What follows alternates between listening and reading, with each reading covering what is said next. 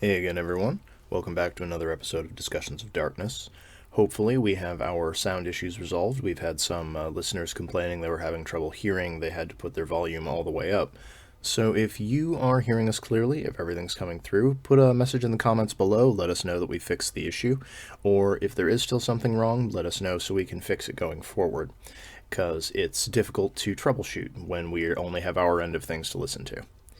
But with all that said, I wanted to get into something a little unique and unusual this week. Because the World of Darkness and the Chronicles of Darkness, though they're usually modern settings, we have historical time periods that have been written for both of them. And not only that, but the events of history are usually very influential in these games. And because of that, we run into something that has been dubbed the Tiffany problem. And for those who haven't come across it before, maybe you don't read either my author blog or my gaming blog where I've talked about this issue. It refers to when people think they know what history is, when we have a definite image in our minds as to what was going on in certain places of the world during certain time periods. And that image is woefully inaccurate, whether it's in big ways or in small ways. And that can have a big impact on the story you choose to present and the types of characters you allow or things that you decide are too inaccurate, too anachronistic for what you're doing. The name itself was supposedly coined by author Joe Walton, and it refers to the name Tiffany. As most of us, we hear the name Tiffany, you probably think, I'm assuming, of the 1980s. You think of that California culture, the Valley Girl movement, things like that. But the name, supposedly, and this is the contested part, goes back to roughly the 1200s. It's a nickname supposedly for Theophania. So if you were to be in parts of Europe during the Middle Ages, it is theoretically possible, assuming the historical accuracy of this, that you would be able to find people going by the nickname Tiffany. And no one would bat an eye at that. It would be completely normal. It would just be what was happening. But if you tried to do that in, say, a Dark Ages game for Vampire, you wanted to play a Baroness who was also a hunter, people would never buy that that was accurate, that that was period. People would laugh at that, even though it might be more accurate, depending on who you talk to. And this is an issue that we can run into a lot, whether we're playing a game set in a historical period, whether we're playing very long-lived characters, whether you're a high weird changeling in Lost, whether you're playing a vampire who was taken more than a couple of decades ago, whether you're dealing with ghosts. All of these things in the World and Chronicles of Darkness setting have the ability to reach into the past, and when you reach into the past, you're basically going to an undiscovered country a lot of the time. And this presents you an interesting opportunity, either as a player or as a storyteller, to mess with people's expectations and to have a little bit of fun doing extra research. But it also presents you big stumbling blocks. If you just kind of grab whatever you think you know from pop culture and throw it in there, you might run into that moment where you pick something that, unbeknownst to you, is hugely inaccurate. And it can kind of undermine that immersion in the setting and in the game. And just as a couple of examples off the top of my head for what I'm talking about, one of the things that we often don't think about is the massive impact that pop culture has on our perspective, on our perception of history.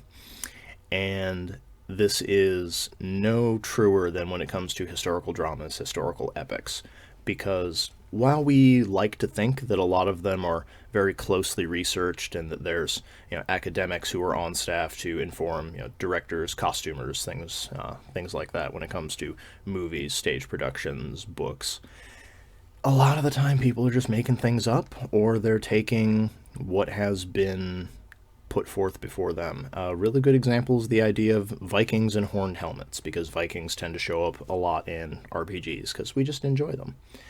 But most people know that's not a thing. That was never a thing in history.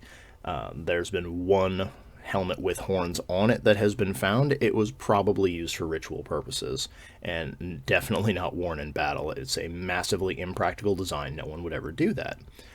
But the reason we have that image in our head is because of Wagner. If you when they were debuting back in a couple centuries ago, and the ring cycle was being put on stage, performers would have these huge horned helmets. It's very operatic, it's very provocative, it's very easily recognizable, and it makes characters easily differentiated from one another. But it's not accurate. It has, anyone who was alive during the Viking period who, would see that would probably find it a little hilarious. The stage production would be great, but it would in no way reflect what was going on in the real world. And speaking of stage productions and how they affect our impressions, same thing with the legend of the ninja. When we think of ninja, we think of them as men or sometimes women, but usually men, in these black pajamas. And the reason we have that image is that was the uniform worn by stagehands in Japan. And so the audience had been trained for years and years and years of going to these productions not to see stagehands. You would see someone moving about in the black clothing and you would just ignore them. They're not part of the show. They're just fixing the setting and whatnot. And so when the script had a ninja in it and they would assassinate someone or they would do something, they would dress them up as a stagehand. So suddenly when the person you had been trained to ignore took part in the play, it was very surprising and it came out of nowhere. And that was a really clever way of bringing across this master of invisibility, these assassins, these spies. But it has no reflection as to what those individuals were like in the field.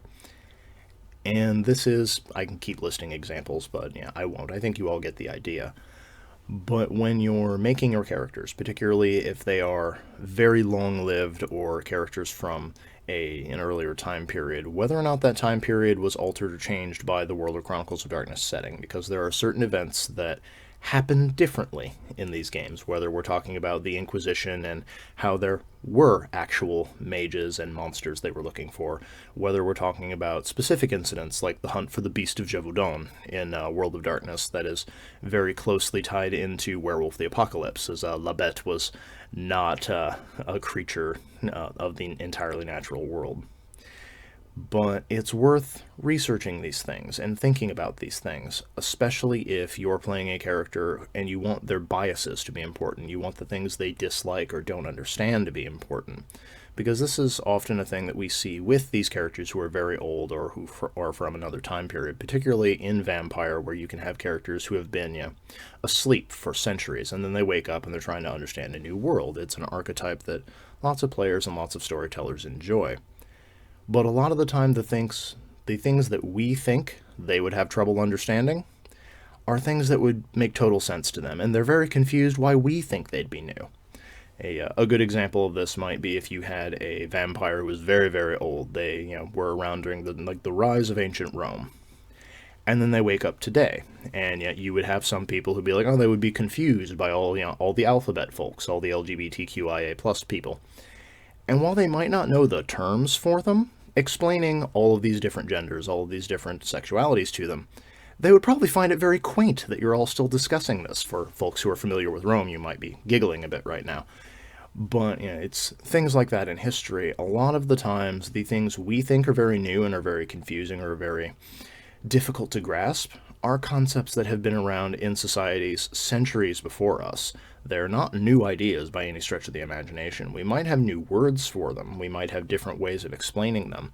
But once the basic concept has gotten across, you will have people from earlier time periods, whether they're a few centuries ago or many centuries ago in a lot of cases, and they're just going to grasp them immediately because these things were normal in their time period. If you were to get an elder from the days of the Persian Empire and you would try to delicately explain to them what trans people are, they would have no trouble understanding that. They were fairly common. They'd be wondering why they're being persecuted now instead of being risen up as priests, but the concept of it wouldn't confuse them at all.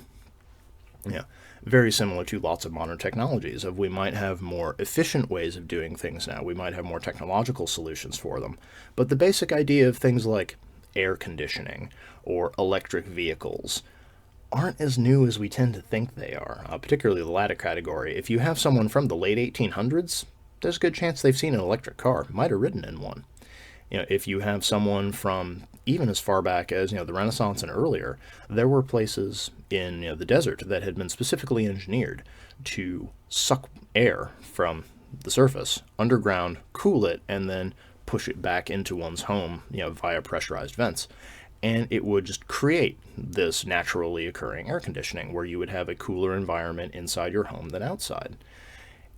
And it's just so many things. And a lot of the time it's very basic.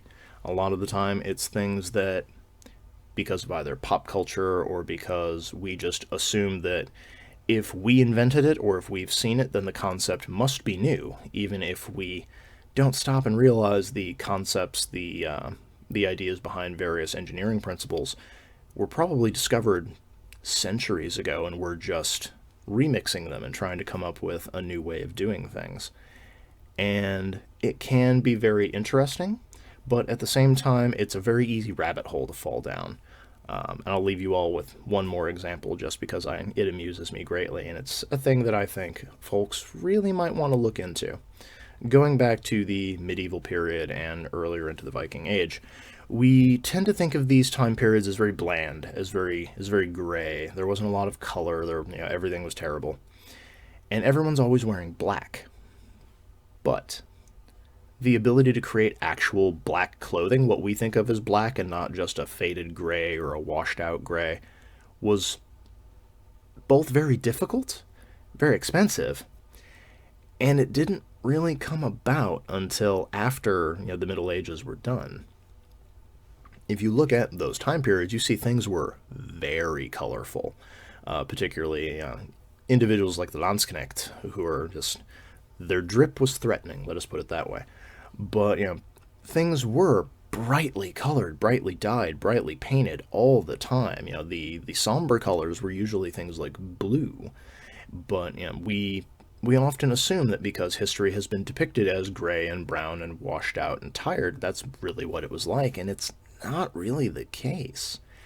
And by presenting those more accurate pieces to your audience, to your players, or if you're a player presenting it to the rest of the table, you can create a really interesting character, a really interesting feel, especially in the World of Darkness, which is so often thought of as just concrete and metal and awfulness, that it can really grab people and it can make you think. And lastly, and this is just for my amusement, but I would recommend people do it, is when you take something that is accurate and unique, you then get the opportunity to ask, how would this fact interact with the supernatural?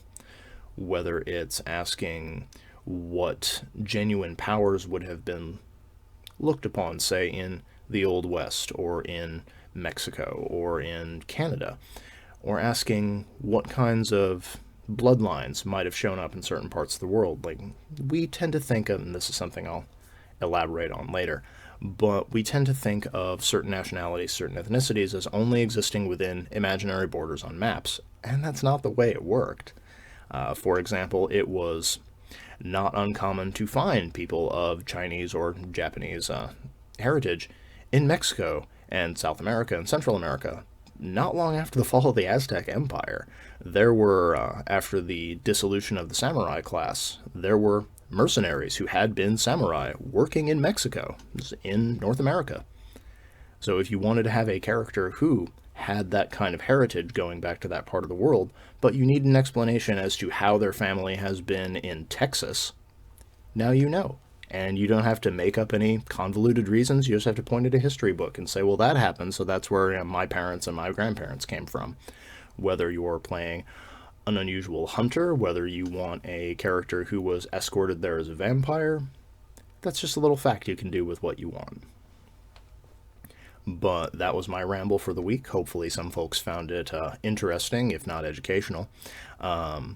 If you have any particular topics you'd like to see me talk about in the show, if you have any game lines or problems you've dealt with that you want to see explored more deeply, let me know in the comments down below. Again, please let us know whether or not our sound is coming across, because everything sounds good on our end, but there are still some folks who are having difficulty with it, and I want to figure that out as quickly as I can so that you can all enjoy actually watching this. Lastly, for folks who did not catch our last episode, please go check it out. I'm trying to get our audience's feel as to whether or not you all want to see a long-running podcast format. Some folks have asked for audio dramas set in the world and/or Chronicles of Darkness, and I'm trying to determine whether that's just a few people who are making the request or if it's something the audience in general would like to see. So your vote does count and it does matter. But until next time, happy gaming, everyone.